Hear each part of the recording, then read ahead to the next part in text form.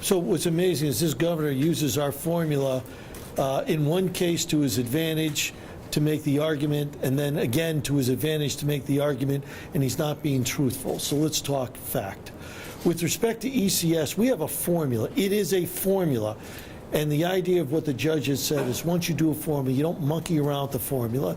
It is what it is. You're supposed to implement it, and we did. And it's out there.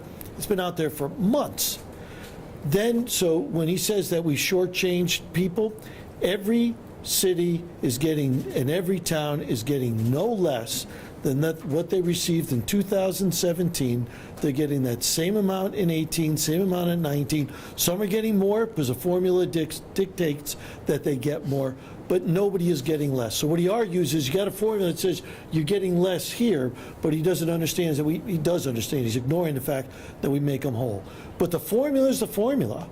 You know, if it comes out a certain way for ECS, it comes out a certain way. And what the judge said is that's what you need to do. You can't arbitrarily say, well, we're going to reduce this town and going to reduce that town.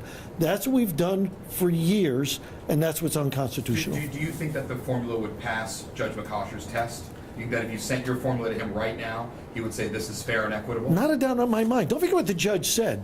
The judge said this. The judge said you had a formula and you've never used the formula in the past 6 years.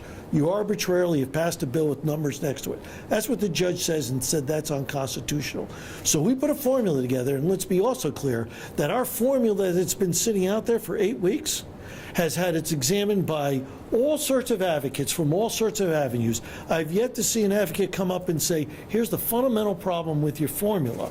No one has to this date. As I stand here, no one has said to either one of us, here's a problem with your formula. So it's a true and tested formula that works, that takes into poverty, that takes into grand list, that takes in English learners, that gives a kicker for those cities that don't have a strong economic output in their cities. They get a kicker. So we've done all those things that's necessary to make it a fair formula.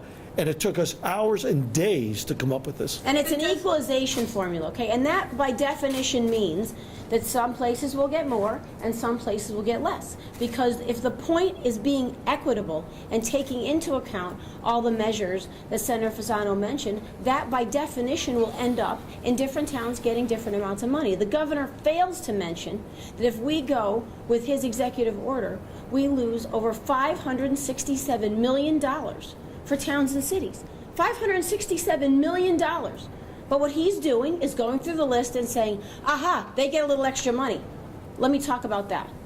That's political rhetoric. That is not being fair, and that's not leading.